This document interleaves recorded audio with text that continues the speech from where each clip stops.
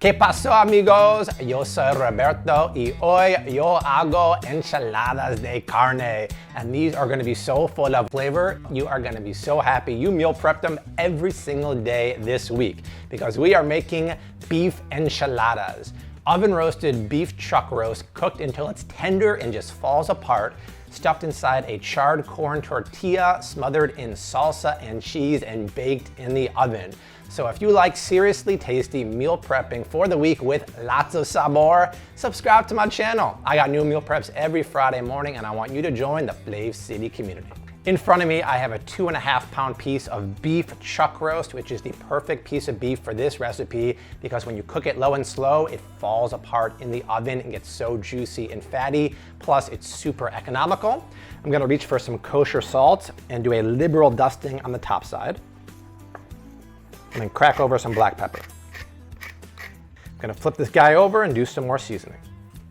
Now here's the time, you guys, you wanna season with authority because look at this. This is 2.5 pounds of thick, beefy goodness. You gotta add a little more salt than you think you need because that salt has to permeate all the way through the beef. Plus it has to form a nice salty crust on there. And if you're wimpy with your salt, the beef ain't gonna taste sabori. Or is it rico-y? Which one would it be? Rico. Not rico-y, right? It ain't gonna taste good, put it that way. And then crack over some more pepper. Now, for this recipe, you need the biggest pot you have. I have a large cast iron Dutch oven here. I'm gonna preheat this guy over medium-high heat and drizzle in a couple tablespoons of grapeseed oil. You can also use veggie oil, but I love the high smoke point of the grapeseed, plus it has no flavor. Gonna let that preheat for about a minute so it gets nice and hot, but also the beef has been sitting at room temperature for 20 minutes because if you try to sear a cold piece of beef, it won't work. It's gonna get kind of gray and all the juices will come out and you'll end up stewing it or boiling it. That is the sound you wanna hear, you guys. That is the sound of deliciousness. Now push the meat down in the pan so it makes maximum contact. I'm gonna let that go for a good 5 or 6 minutes without touching it. Then I'll flip it over and you'll see exactly what a crustified piece of beef looks like. Let's give it a flip. And that, you guys, that is what you wanna see. That is crusty AF. We're gonna let that go for another 5 to 6 minutes on that side. And by the way, I'm using a splatter guard. Whenever I'm searing meat like this, I always slap it over the top. It'll make your cleanup life that much easier. I'll put a link down for this in the description box below, along with all the stuff I'm using for today's recipe. All right, you guys, how's the other side of the beef look? Is that crusty or what? Let's see here. Oh, amigos, mira, este carne es crujiente. Now listen, you could be a lazy butt and skip the searing process, but why would you do that? Searing this piece of beef like that creates texture and so many layers of flavor. Plus, if you do that, your abuela is gonna smack you over the head with a cazuela. So definitely do this step. Now for any good stew or any good braise, you always need a aromatic vegetable base. Say hello to onions, carrots, and celery. These 3 vegetables are gonna add so much flavor. Leave the pan on and add the vegetables. And then immediately pinch in half a teaspoon of salt and a few cracks of pepper. Now the beauty of cooking these veggies in the pot that we just seared the beef in is look in there. All those sticky bits of beef are stuck on the bottom and now they're releasing and infusing into the vegetables. And after 7 minutes, it looks like the vegetables have cooked down by about half. Now I'm gonna reach for 3 cloves of garlic that I finely minced and add that to the pot. And remember, if you add the garlic too early, it's gonna burn and taste bitter. And don't forget to add a half a teaspoon of dried thyme and mix that up.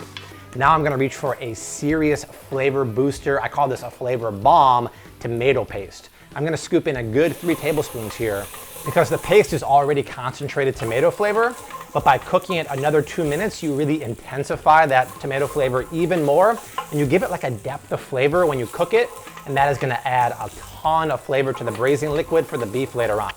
I wish you guys can smell these veggies. I'm telling you, onions and garlic get me every time. That's it, man. All right, time for old Bessie to slide back into the pot. He's a big fella. Perfect. Now I need a braising liquid for this, so I might as well use beef broth or beef stock. It's kind of derived from old Bessie there anyway, so why not pour some in here? Let it go about 3/4 of the way up.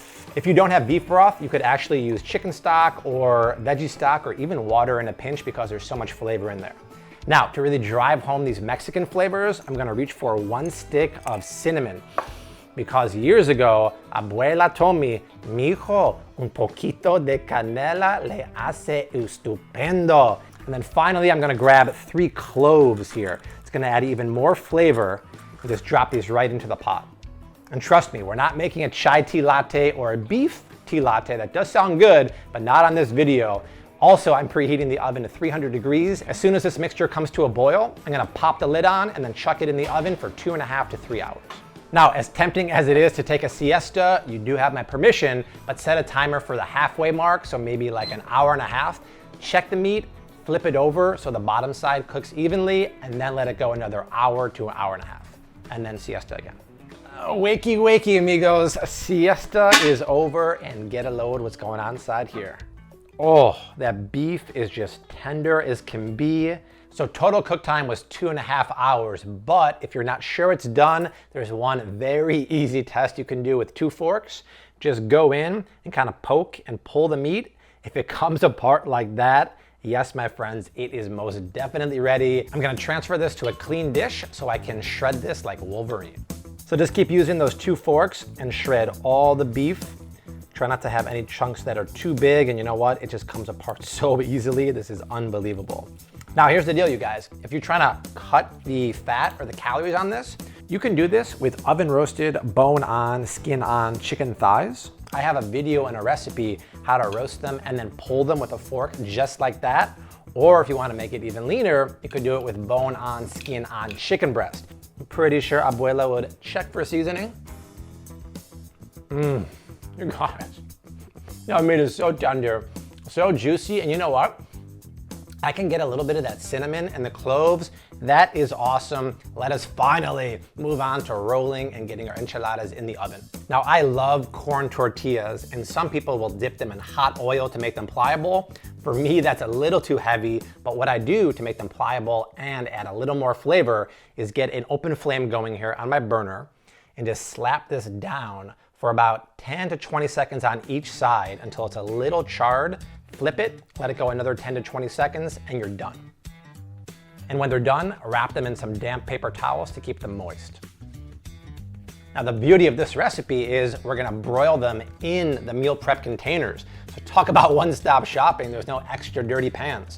So I'm gonna grab 2 of the tortillas, grab some of the beef, and grab some more beef for the second one. Now trust me, resist all temptation to overstuff these, otherwise they might break and bust open in the broiler, and that is no bueno. Next up, just roll these up and then put them seam side down. Perfecto. Now tuck them in the meal prep container or your baking dish, either one.